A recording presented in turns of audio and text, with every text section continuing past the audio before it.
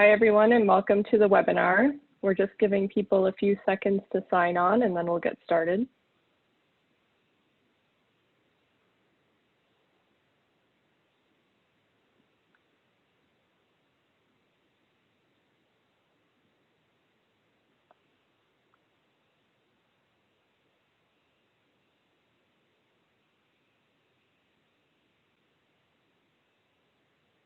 Hi, everyone, and welcome to the webinar. We're just giving people a few seconds to sign on, and then we'll get started.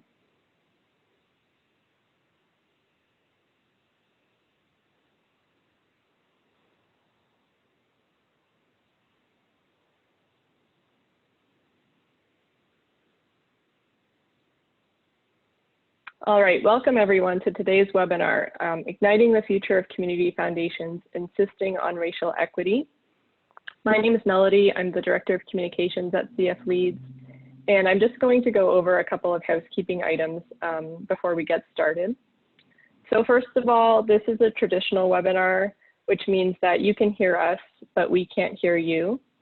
However, we do want to hear from you, so we invite you to leave any comments, links, feedback in the chat box, which you can find in your Zoom toolbar.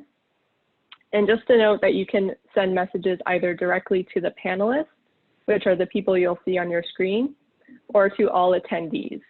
And your webinar chat might be defaulted to panelists only. So if you want to speak to the whole group, just use the drop down here and switch it to all panelists and attendees, and it will go to everyone.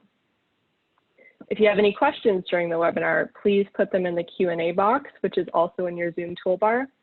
And we'll be monitoring both of these throughout the webinar. This webinar is being recorded and will be available on our website under the resources section and in the Going All In portal. And the webinar from last week, our first webinar, is available there as well. If we run into any technical issues, we will switch to phone. The phone number is here on the screen. It should also be in your email, and we will email everyone on the call if we do have to switch to phone. But that's only if we have any issues with Zoom. So with that, I'm going to turn it over to our board chair, Ellen Gilligan, to welcome us all.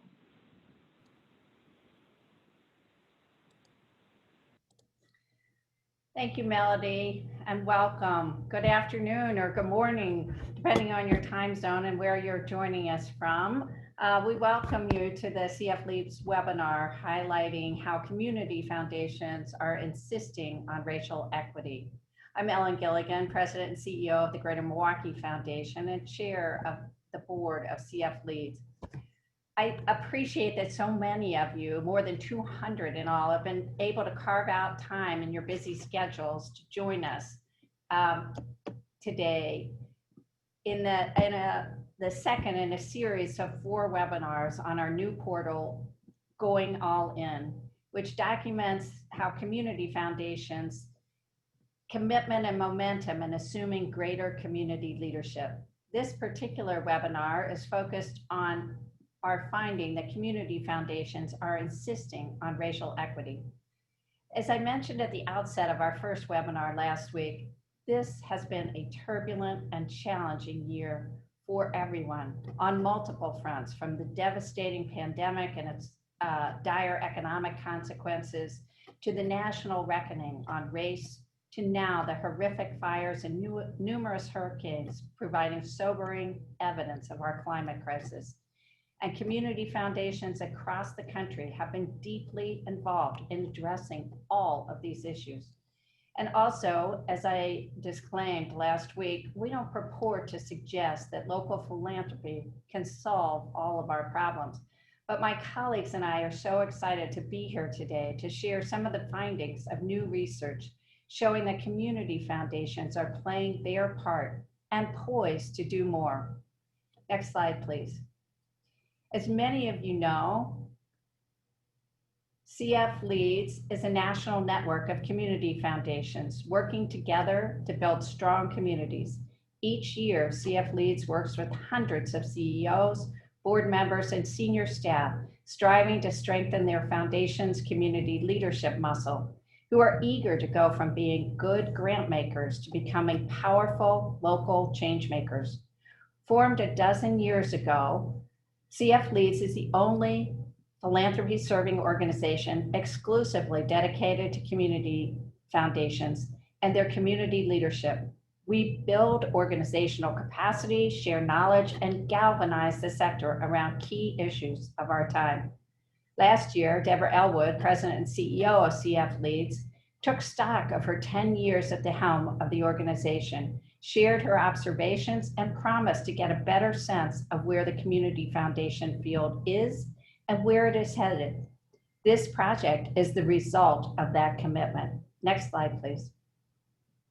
As I shared last week in speaking more in depth about this project, I was pleased to share the advisory committee, a group of distinguished CEO colleagues from the field from across the country who advised this project.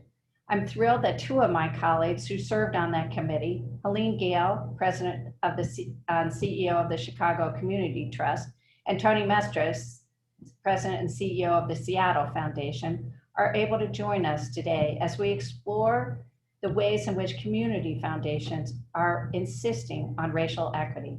But before I turn this over to Deborah, I want to just take a moment to acknowledge and thank the CF Leads team behind this groundbreaking project. First and foremost, Deborah Elwood, President and CEO, who conceptualized this project, ably convened and consulted our advisory committee, and provided keen oversight and direction throughout the effort. And Jim Rooney, our project director, who collaborated on the project strategy, direction, communications, research, and collateral development. And Melody McLean, whose work you will see on the website, Director of Communications, for her many contributions, including leading the design and development of the Going All In web portal and content, and Carolyn Miranda, our Senior Director of Administration, for coordinating the meetings, interviews, and project deliverables. Their colleagues at CF Leads and our other consultants, including our friends at Candid, who conducted our national survey of community foundations presidents who are highlighted on the website. And I also want to acknowledge and thank the CF Leads board for its thoughtful contributions and oversight of this project. I'd now like to turn the podium or the program over to Deborah to share the areas of momentum that we've identified and which we believe provide pathways for our collective success. Deborah? Thank you, Ellen. I really appreciate your leadership in this important project. And I'm also really grateful for your leadership and the active engagement of the advisory committee of this work. And of course, that advisory committee gave perspectives from community foundations across the country and from community foundations that serve big urban areas, mid-sized regions, rural communities, and really helped us make sense of the survey issued by Candid, by the many CEO interviews, and of course by the current responses to our current climate. So as Ellen noted, we shared our overall findings from this year-long endeavor on our webinar last week, and Melody pointed out that this was recorded so you can access it on our website. But as we highlighted last week, next slide, Melody, the most significant finding from our survey is that an eye-popping 98% of respondents plan to increase their community leadership activity in the next few years. This, as Candid points out, community foundations from all sizes and all parts of the country participated in this survey. And so it was representative of all sizes and all parts of the country, essentially showing that all of us are eager to take on and deepen roles beyond grant making that will help community foundations to be more effective partners in building equitable, inclusive, and widely prosperous communities, which we're all striving for. I want to note that the survey was taken before the coronavirus pandemic, and many of you on this call, community foundations across from coast to coast, have stepped up in response to the public health and the economic crisis. not only have community foundations raised nearly $1 billion and distributed most of that, but in our conversations with you, many of you have been doing so much more. We hear that you're working very closely with other partners to identify critical needs. You're informing public decision-making. You are addressing the systemic inequities that, of course, this pandemic has really exposed. So our research has identified 3 interconnected areas of community leadership momentum among community foundations. First, we are seeing community foundations insisting on racial equity. There is a real commitment among many community foundations to do their part to remedy the injustices caused by structural racism.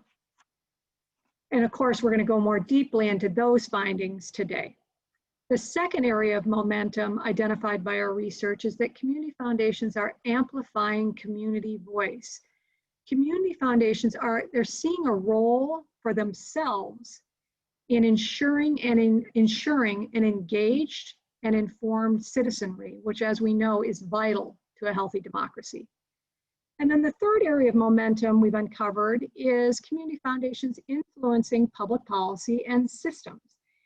And because government policies and programs affect almost every aspect of our lives in pretty significant ways, community foundations are seeing that they're going to have the greatest impact by helping to shape those policies and, in fact, other big systems like employer practices. So, as I noted, webinar number 1 last week gave us an overview of all of this, and there is the video available. And we're going to be going deeper in each of these 3 areas in webinars over the next few weeks. So now let's turn to the issue of racial equity. So what is racial equity? Simply put, it's when life outcomes, educational attainment, health, income, safety are not determined by your race or ethnicity.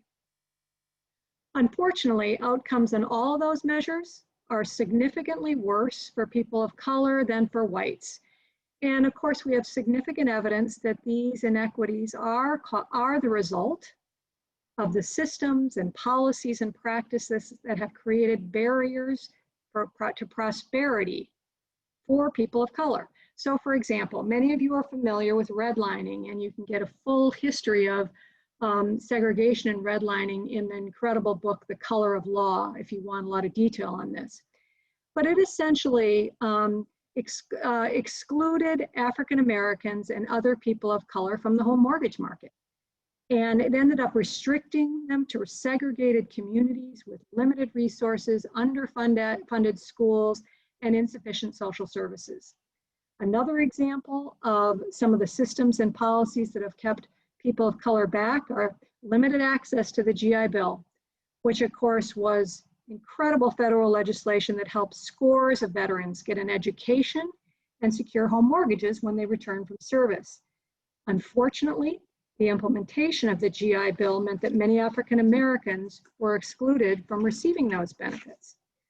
So these policies and practices have created a much more challenging path to higher education, home ownership, recreational opportunities, etc., which when we combine that with ongoing discrimination in hiring and housing, this has limited the creation of generational wealth for people of color across the country. And the results are staggering.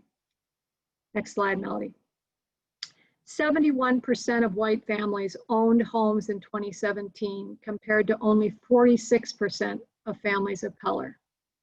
And the median net worth of white households in 2016 was $171,000, but only $21,000 for Latinos and $17,000 for Black people. Now, our survey found that community foundations recognized the problem even before the nationwide protests sparked by the killing of George Floyd, and before the disparate impact of COVID-19 became so apparent. But as our survey found, 92% of respondents said social, economic, and health outcomes vary by race. 82% said economic outcomes are increasingly inequitable, and 81% really are seeing significant demographic changes having a significant impact. Now, in this time of racial reckoning, community foundations from across the country are speaking out against racial injustices and acknowledging their own institutional role and responsibility in making their communities more equitable places where all can thrive. So this is not just among community foundations in large urban areas or the coasts, I want to note. From Texas to Minnesota, from the rural South to mountain states, community foundations are taking steps to address racial inequities in their communities. And we have worked with community foundations from small communities, large communities, from across the country who are interested in working on this incredibly important issue. So we are seeing community foundations lean in particular ways. First, they are reorienting their work around racial equity, incorporating it into their missions, into their values, into their strategic objectives. And you'll hear a little bit more from Helene about how the Chicago Community Trust has identified reducing the racial wealth gap as a key element of their strategic plan. The Milwaukee Foundation has identified racial equity as its North Star. But as I said, examples abound. Community foundations are also taking a more external leadership role around equity in their communities. They're engaging donors and other stakeholders in conversations and agenda setting around racial equity. So last week we heard from Clotilde Dedecker from the Community Foundation for Greater Buffalo about how their foundation has worked with dozens of community partners in its racial equity roundtable. Now, this work was spurred by the foundation's report on the racial equity dividend that showed an equity divide, which was preventing all residents from moving forward and from prospering.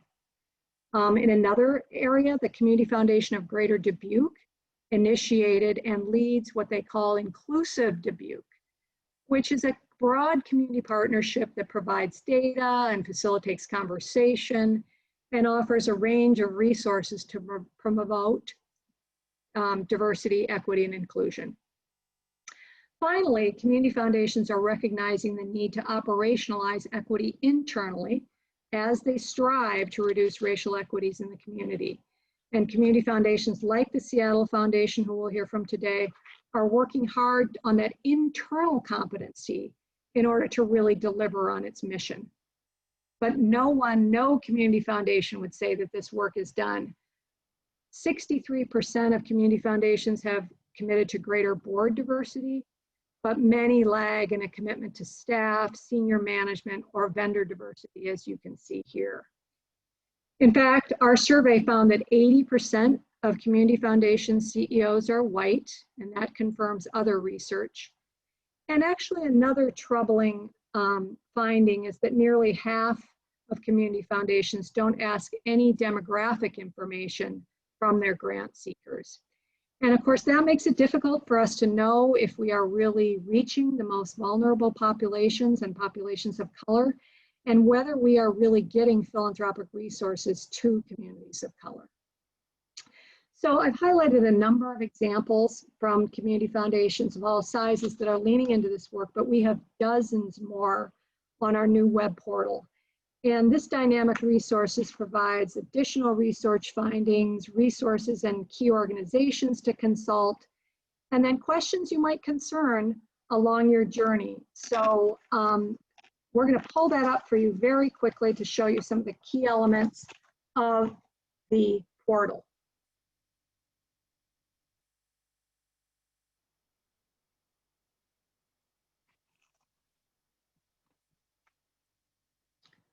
Thank you, Melody. So this is the Going All In portal. And you can see that it has an overview, and we've got these three areas that we're going to be focusing on. So first you will see, all of the data that we just referenced here. I'll go into the insisting on racial equity and show you a little bit about what this looks like. So we have information on why it matters, some of the data I just gave you. Then we have a whole section on what we're finding, which is information about some of the research, but also gives you, again, those dozens of examples from community foundations across the country.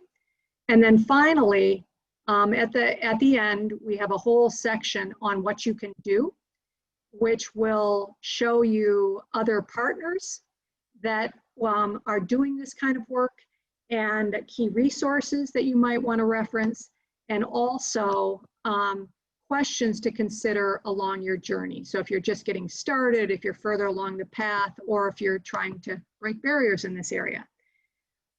We understand that all of us are going to be trying to figure out how to do this work better. And we would like you, if possible, to respond to the survey that's in the portal that can really help us to better understand what it is you need to be able to lean in on these particular areas. So please take the survey so that we can help to design learning opportunities that really work for you. So now I would like to turn over to Helene and Tony, two of our project advisory committee members, for a bit of conversation about their work. Note, if we have time at the end, we will take questions from participants that we can get through the Q&A box. First, some very short introductions. Helene Gale has been president and CEO of the Chicago Community Trust since October 2017. And for almost a decade prior, Helene was president and CEO of CARE, the International Humanitarian Organization. A physician, Dr. Gale spent 20 years at the Centers for Disease Control, working primarily on HIV/AIDS. She's also worked at the Bill and Melinda Gates Foundation and launched the McKinsey Social Initiative. Among the many, many accolades that Helene has accumulated was recently she was named Forbes of 100 Most Powerful Women. Tony has been president and CEO of the Seattle Foundation, and there since 2014. And under Tony's leadership, the foundation has redefined its role as a civic leader with a focus on racial and economic equity. That led him to the Nonprofit Times the Nonprofit Times named him the 2019 Influencer of the Year. And prior to joining the foundation, Tony had a 22-year career in high tech, most of which was at Microsoft, where he was vice president responsible for the worldwide sales and marketing of the Windows product line. He's also spent 16 years as a partner and later as a board member of Social Venture Partners, which cultivates effective philanthropists. So welcome to both of you. Really glad you could join us here today. Helene, I will start with you. The Chicago Community Trust work has made the case that Chicago's most significant challenges are rooted in the wealth gap between Latinx, Black, and white households. So the trust has identified reducing the racial wealth gap as its moonshot. How did you engage your board in really landing on this strategy? Yeah, thanks. And first, let me thank you and Ellen for having this webinar. It's great to be able to talk about the incredible work that CF Leads does, and also this most recent report that we were involved in that I hope will really be a real contribution to the field in the areas that you talked about. And it's always great to be with my fellow traveler, Tony, as well. So great. So let me just say, when I came to the Chicago Community Trust, and I was new both to Chicago as well as to the community foundation world. My board asked me to think about ways in which we could have a greater impact in the Chicago region. I think like so many community foundations over time, we do become a bit of all things to all people. And while that is great, and we put out a lot of money that makes a difference in people's lives, I think, we felt that there were ways in which we could have a greater and more sustained impact. And so, you know, in my first year or so, I did a lot of listening and reading and, you know, investigation, et cetera. And, you know, we thought, and we took our board and our staff on that same journey. And so, you know, we had staff retreats. We also had a major board retreat, which was the kickoff to a strategic planning process. You know, and we looked at a lot of things. In Chicago, not differently than many urban cities, we've got lots of issues going on. Violence pops up all the time as a major one. We have one of the largest life expectancy gaps here in Chicago, lack of access to high quality education, et cetera. And we, you know, we could have taken one of those issues. But I think when we looked underneath and looked at what the root cause was for all of those, it really is this big and sustained and growing wealth gap that basically limits the opportunity for all sorts of life, you know, life outcomes.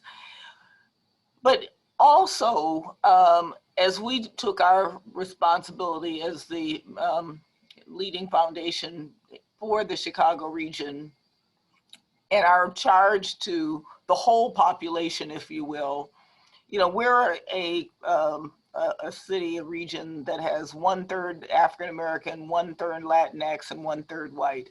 Well, if you just do the math, if you're trying to make an impact on the growth of this region, you can't do that if you're holding back the potential of 2/3 of the population. And so while we thought it was both the right and just thing to do, and the thing that could make the biggest difference in the life outcomes for our Black and Latinx citizens, we also recognize that if if we have a commitment to our region, it was also the smart thing to do, if you will. It was the biggest shift you could have in terms of an economic driver. And, you know, we were involved in a study that showed that the cost of segregation in our region was anywhere from $4 to $8 billion a year. So we could add back into our annual growth numbers, you know, $4 to $8 billion just by closing the impact of racial and ethnic segregation in our region. So there's all sorts of reasons why we did that. You know, to your question, you know, the board went on the same journey that we did. We spent a lot of time so that the board was really bought into this as the right as well as the smart thing to do. And, you know, I think as a result of that, you know, we have been very aligned in terms of where we go and how we move forward. Thank you, Helene. And you know, you're noting about the cost of segregation is things that we've looked at even nationwide, and it's an huge cost to our economy, as you say, to leave so many people behind. You know, Tony, kind of building on this, you've sort of called this moment, a moment of truth for racial equity, obviously, and community foundations are speaking out much more forcefully than they ever have before. How do you think we as community foundations can ensure that this is a real reckoning and not a fleeting moment? And what is the unique role that you're finding that community foundations bring? Thanks, Deborah. And I just want to echo Helene's thanks to you and CF Leads for convening this discussion.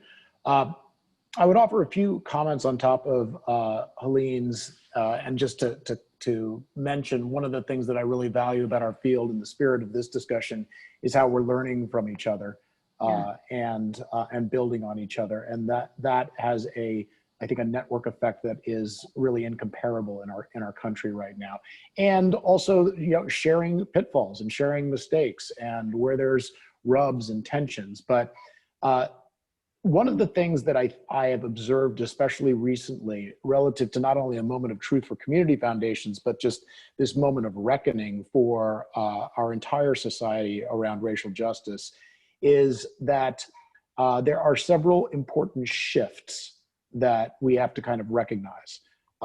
One of them clearly is a shift in power from an old power model of top-down hoarded power that, if we're honest with ourselves, is a fair characterization of philanthropy in the past, to a model that actually shifts power to community in a way that not only elevates their voices and listens to them relative to the solutions that we're designing, but also gives them the ability to make certain decisions.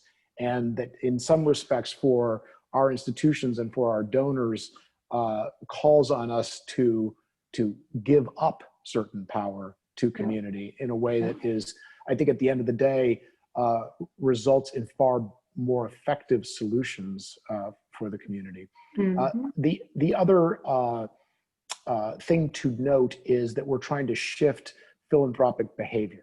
And that's not only the philanthropic behavior first. If you look at sort of concentric circles, there's the philanthropic behavior of our institutions in terms of our foundation discretionary grant making. I would say that many of the community foundations that we learn from, we listen to, perhaps to some extent our own foundation here in Seattle, have done some quite impressive things in terms of really practicing targeted universalism, really thinking about our methods, practices, and policies inside and out. We are all in different places on that particular journey, but the next concentric circles are really the biggest shift opportunities, and this is where it gets complicated. How do we actually use the work that we and our teams are doing with our community partners to be examples for other philanthropic entities in our regions, be that corporate philanthropy or private philanthropy, for that behavior to be exemplary for other individual philanthropy that may not necessarily be custodied at our community foundations. And importantly, how do we reconcile what our team will refer to as the dissonance?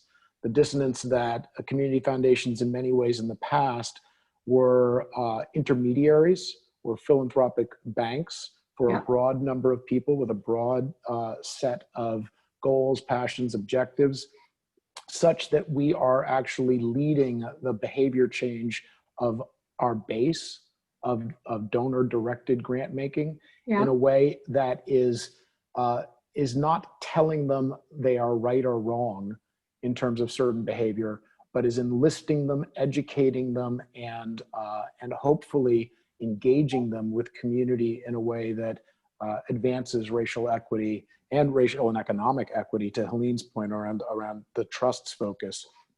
The last point I think I would make is, when doing that, we have an immediate tension between honoring donor intent and also engaging effectively in that shift broadly for philanthropy and philanthropic behavior. And as we go through the discussion, we can talk about some of the ways to get after that. But it's clear that this moment of truth requires us to go there, and that is appropriately uncomfortable, given that our institutions are in many ways built on American wealth, and American wealth is partly built on stolen lives and stolen labor and stolen land. So our moment has arrived.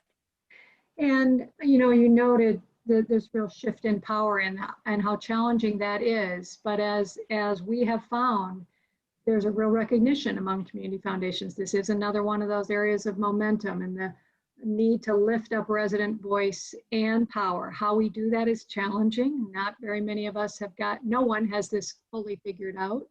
But I think we're all recognizing that for, as you said, for there to be change that really helps people and really is lasting, that's what it's going to take. But it's not what community foundations have sort of traditionally done. Yeah. So Tony, sort of related to this is in terms of thinking differently, acting differently. One of the things that you have said, I've heard you say, is we can't service our way out of racial inequities. Rather, we need to affect wider public policy systems change. So tell us about what you're doing in that regard in terms of, your public policy work. Yeah, I think I would just offer that an imperfect mental model on this is intervention versus prevention versus systems reinvention. And one, I think, valid criticism of philanthropy is that while there's nothing but goodness in trying to intervene on human suffering here and now, if we don't play a role as civic leaders in our communities in looking upstream at some of the root causes of the downstream racial inequities, then we're probably not doing everything we can do to try to address our mission and live this particular value. One way in which we do that is through certain of our programs and initiatives focusing on supporting nonprofit organizations, or as I like to call them, for impact organizations that are specifically doing that work. And yeah, I just, for my colleagues on the call, I think that the term nonprofit is a distorted comparison to the private sector. We all support organizations that are working on impact, while the private sector works on profit. That's I love just that. fine. For impact, love it, love it. And so some of these grantees, I'm just looking at a few examples. One, as examples, so civil survival here, one passage of the new HOPE Act, a bill to support formerly incarcerated individuals as they re-enter society. We had a coalition called the Statewide Poverty Action Network passed a slate of debt reform bills that provide consumers and consumers of color with more equitable protections.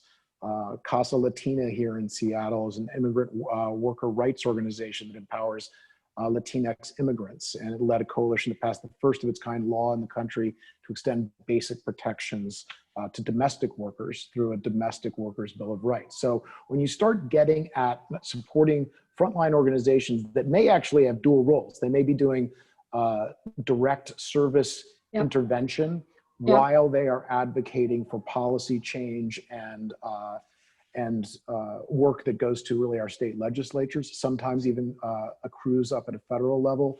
That policy work, I think, has a knock-on exponentially positive effect in addressing racial inequity. And have you taken positions on any particular pieces of legislation? We've taken positions on a number of items, and I'm sure we will take further positions. And that's where some of the rub that I referred to earlier gets complicated. Absolutely. And that has included not only specific funding for early childhood education, but as you get more sort of through the line of complex issues, climate change, and various state initiatives that go to voters around carbon reduction, as well as state initiatives that go to how state budgets are more equitably funding communities of color, BIPOC-led organizations, BIPOC-led vendors of government, et cetera, and the list goes on. Right. Beyond that, we took a very aggressive approach to funding census efforts that I think a lot of community foundations have increasingly gotten into. And so you get squarely into this perilous position where some of your policy advocacy efforts could be characterized as leaning one political direction or the other.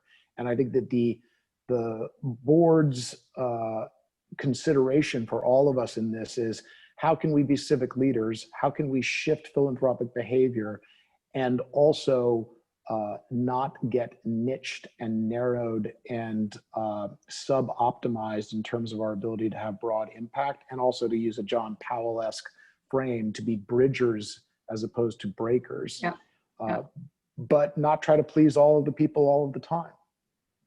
And I think it's interesting, the new Center for Effective Philanthropy report, of course, shows that those community foundations who have done more public policy have found that 30% of them said that it actually attracted donors, and the remaining said it neither attracted nor deterred donors.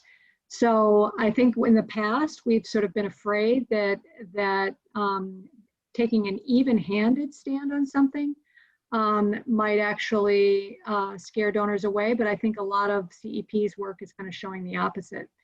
You know, Helene, you've been focusing on investing in sort of in small businesses, and especially in Black and Latinx owned businesses.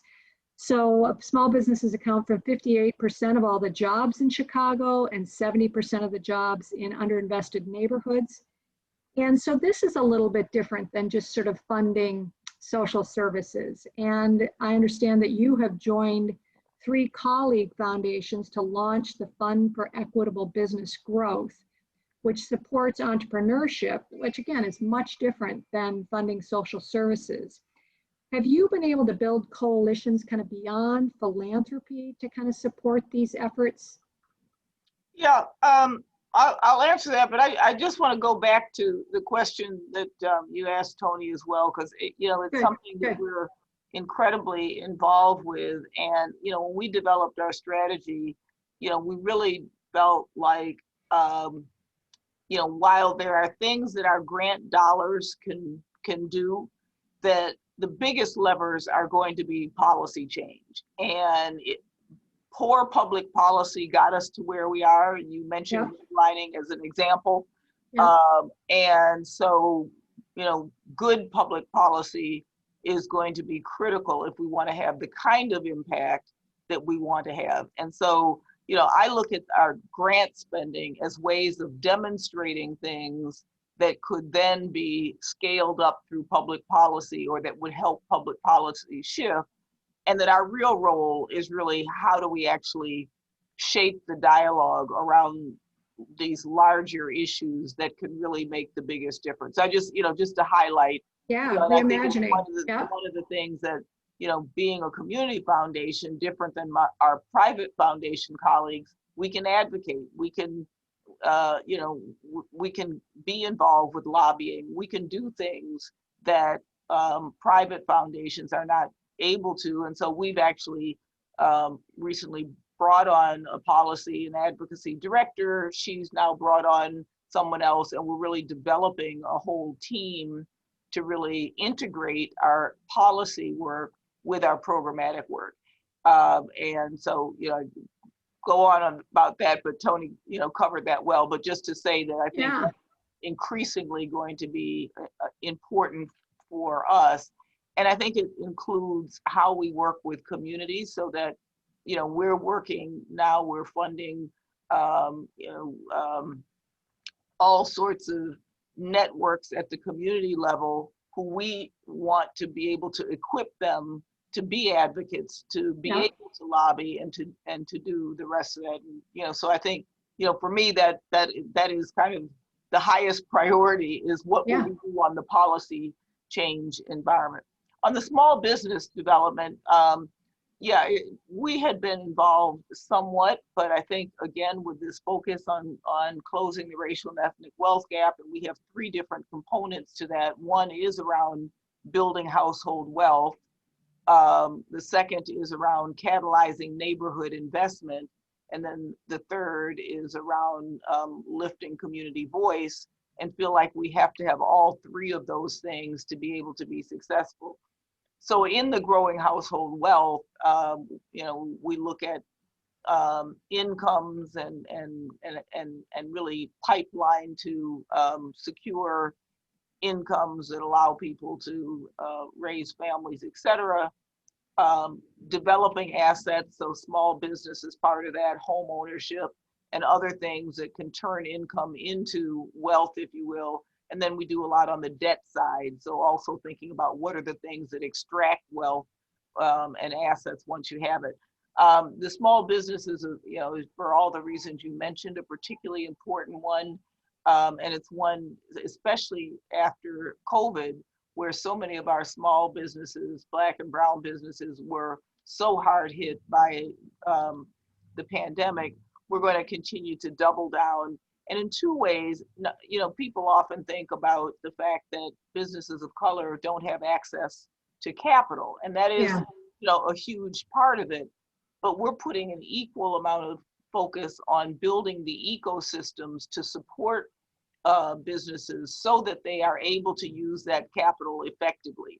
And even if you change all the rules about, you know, how people do lending, if small businesses don't have the skills, the capacity, the ability to cut through red tape, the understanding of, you know, how to make sure that they're thinking about what's truly revenue generating versus profit making, and, you know, all of the things that if you're part of a business ecosystem, Right. have access to those things. So that's an equally important part. And to your last part of your question, yes, we're working with other philanthropies, but we're also working a lot with the private sector, with businesses, and building those kinds of coalitions, as well as nonprofits who kind of specialize in this capacity building aspect that's so important for small businesses.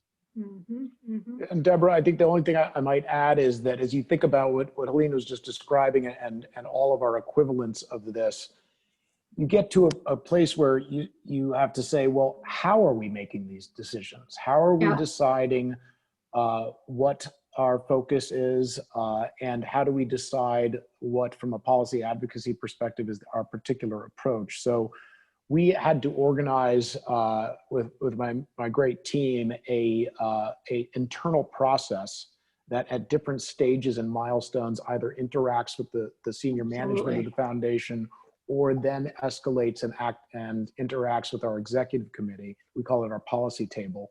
And the policy table has I think a really thoughtful and also rigorous set of criteria and principles around those different steps and milestones. And you know, at the end of the day, I always learned from the trust, you know, Helene described the sort of the wealth gap and the work that the trust is doing there. For us, we have been developing a blueprint for impact, and that blueprint for impact is based really on three pillars for our community: a just democracy, an equitable economy, and a resilient environment, both built and natural. Mm-hmm. And those pillars then inform a fairly detailed set of areas of focus, developed indicators, specific initiatives. The view of our team, our board, our partners' voices, you know, really informing it, is that those three things need to correlate in order to have a net effect, all of them very deeply centered on race. Mm-hmm. And I think we all will have our own versions of that. Part of what we can do for each other is respect our local conditions and our local approaches, but also appreciate our common challenges. Where, you know, everything we've built at Seattle Foundation has been informed by things we learned from others and other community foundations, and hopefully some of that can affect us not all having to recreate the wheel. Mm-hmm, mm-hmm. And riffing off a question from our Q&A here, I mean, both of you really have propelled your community foundations into this work of racial equity.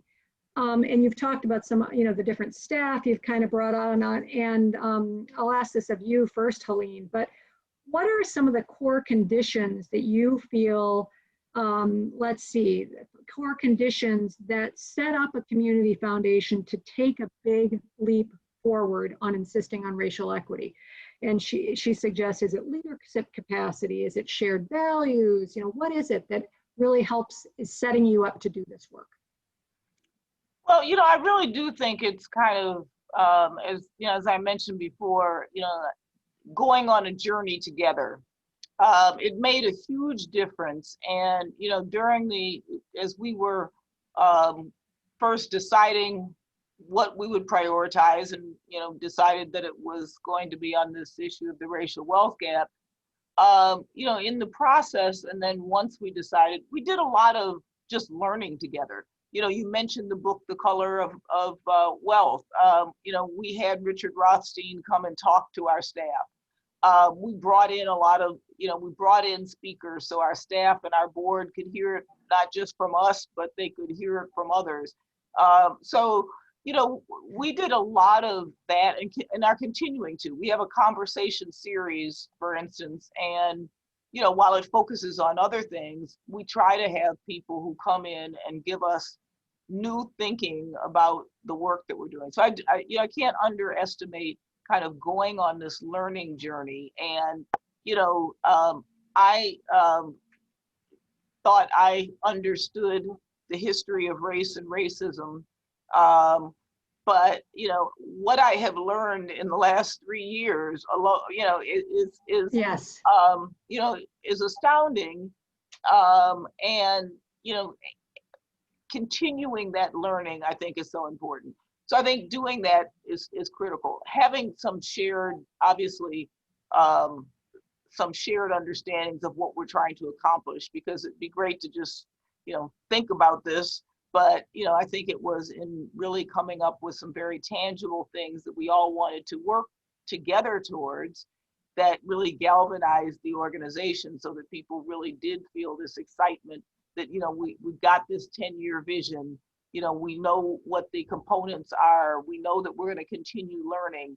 So I think some of those were the sorts of things that I think helped. And, you know, just like listening to communities, I think we all have to listen to our staffs.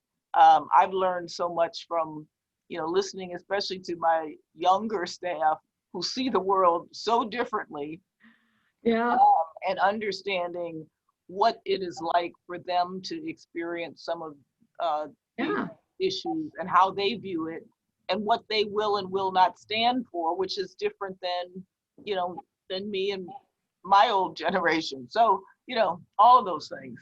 And I've heard your staff say, you know, it's really been, they're really changing their thinking from being grant makers to impact makers. Not that you aren't significant grant makers, but what are the tools that you're bringing to the table? And so now you've got this policy team and you've got a whole bunch of different kinds of staff than a charitable bank might have, although you perform that function too.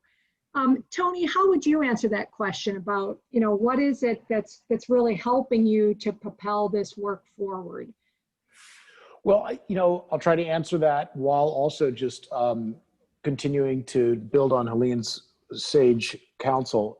To the staff point, one of the things that I think we all have to hold is that, especially for our staff of color, especially for our African American staff, given this day of reckoning, they are often in a very tension-filled place. Yep. Because they have a whole identity, and part of their identity is oftentimes in community, and their lived experience can be directly impacted by their view of the things that are going on in our community. And yet they also, I think we could generally say, have pride and commitment to being part of our foundation teams.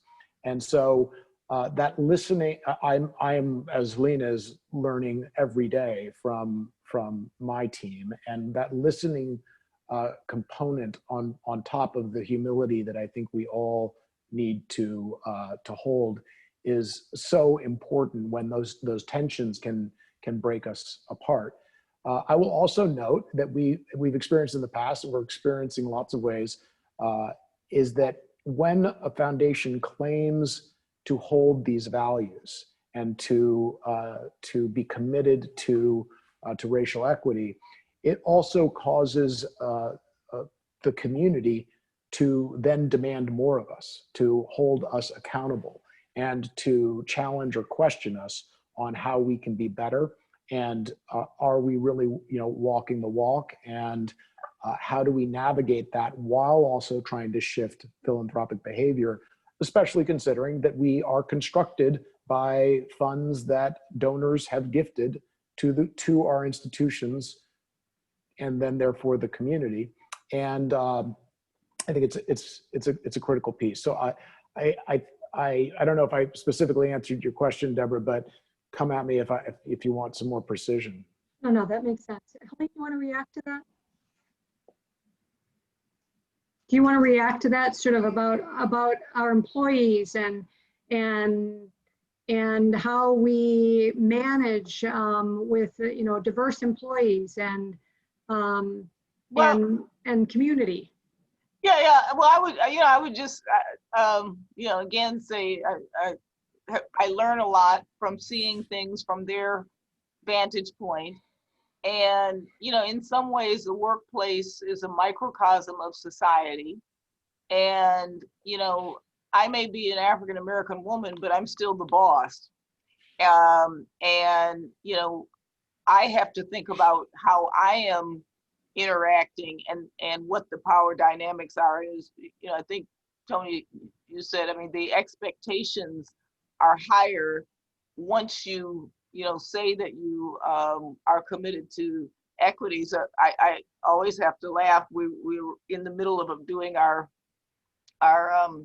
DEI training within our staff, and we've asked staff to talk about what they think the environment is, and whole range of comments, but one was, I'm tired of working in this white male supremacist environment. Well, I'm the head of it. My COO is a Latina woman. My head of community impact is an African American woman. The head of my communication. We're full of people, but nonetheless, our systems do reflect our society. And while it doesn't mean that I necessarily behave in a white male supremacist environment, there are elements of that, I am sure, that I don't feel because I'm, I sit where I sit, but that are probably very much part of our environment. And so, again, I'm learning all the time about how we have to live our values and how difficult that is, even in an office environment like ours, where everybody is committed to this, is probably relative to the average person much more aware. And still, there are aspects of how we engage that don't recognize the power dynamics that are inherent in the way our systems are set up. Right.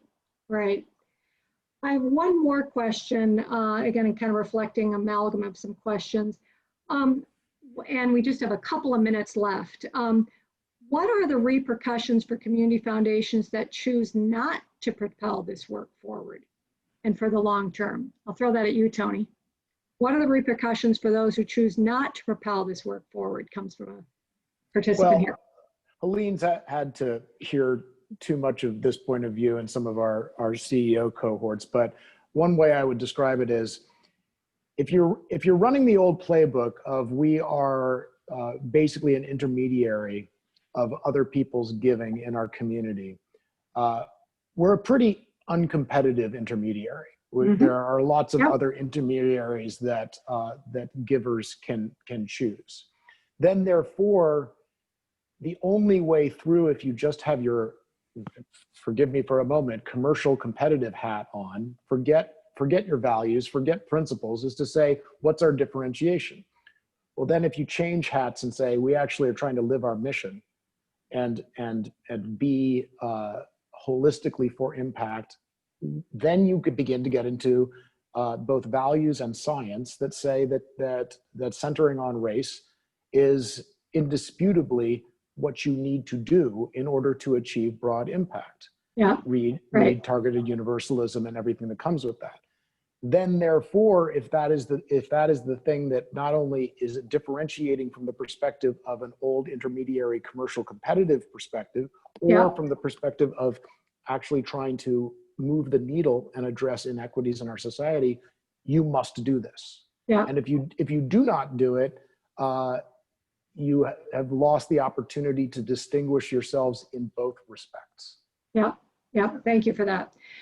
Thank you. I'm going to have to leave it there. We could have gone on for hours and hours with the two of you, and you're doing such incredible work. And along with many others who are going along this journey. And as you say, Tony, where we have this opportunity in this field to really learn together. But there definitely is momentum in this area. Can I say one word just to emphasize what Tony said? Yeah. Center on racial equity or risk irrelevance. Very, very succinct. Thank you, Helene. I am going to turn this over to Ellen for a couple of closing remarks, and then we'll we have a couple of reminders about when the next webinars are.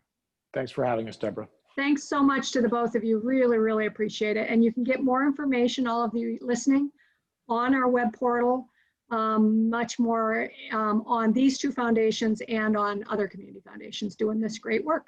Ellen. Thank you, Tony. Thank you, Helene. And thank you, Deborah. I think we could all stay here all afternoon and have this really, really important discussion.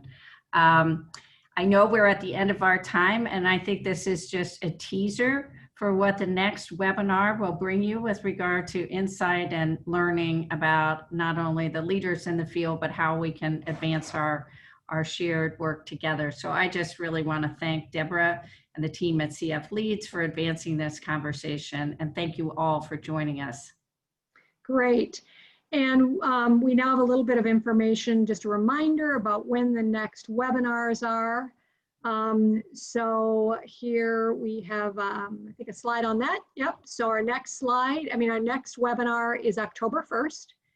And we will be talking about amplifying community voice. And I think what's interesting that you heard even in this conversation is how Tony and Helene are not just advancing racial equity, insisting on racial equity. They're thinking about voice. They're working on policy. All of this stuff is intertwined.